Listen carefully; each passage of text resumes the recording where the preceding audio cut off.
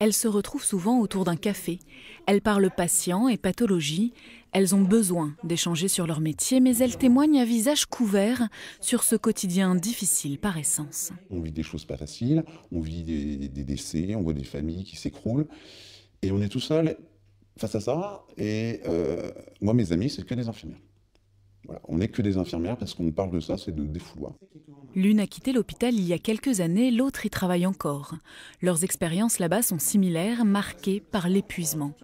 Avec une cause clairement identifiée, faire toujours plus, notamment de suivi administratif, avec les mêmes moyens. J'ai été vraiment parasité par tout ce côté administratif.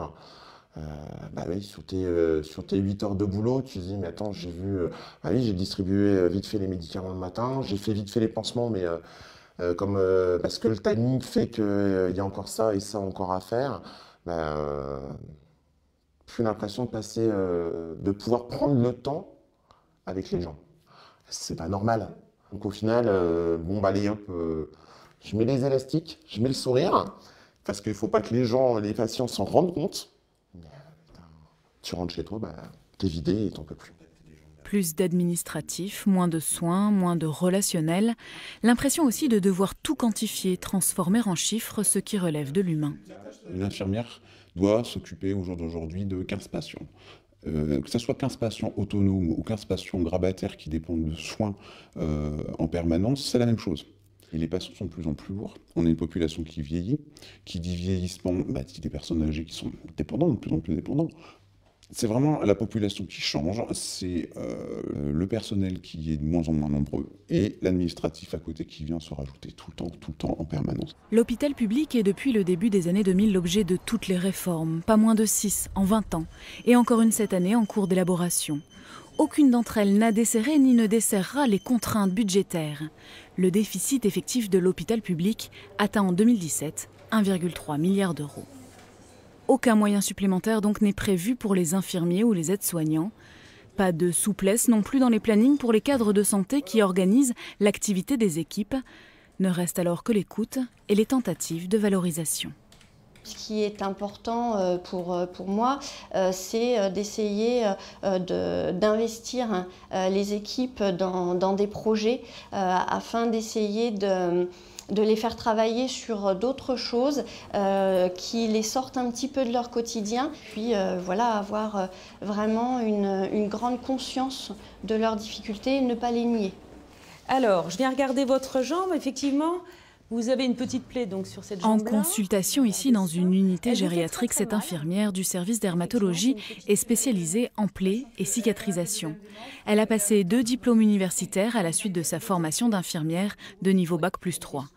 Et pour elle, il est important de faire monter la profession en compétences.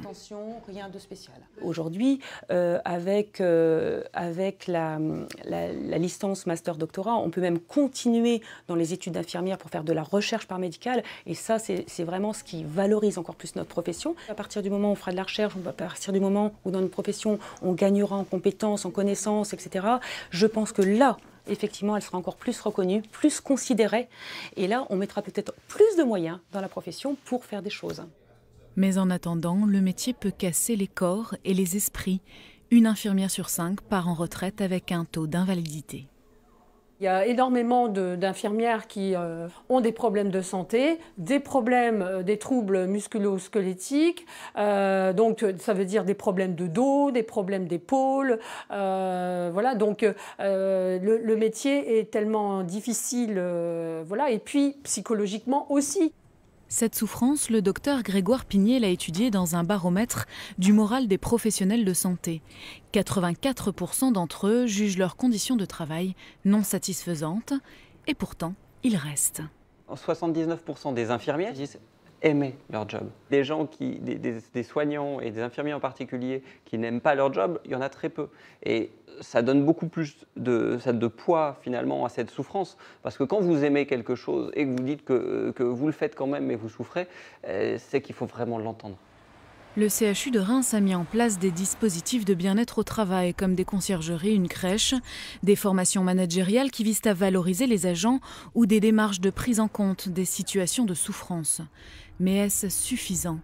D'après une étude de leur caisse de retraite, l'espérance de vie des infirmières est de 78 ans contre 85 ans pour les autres femmes françaises.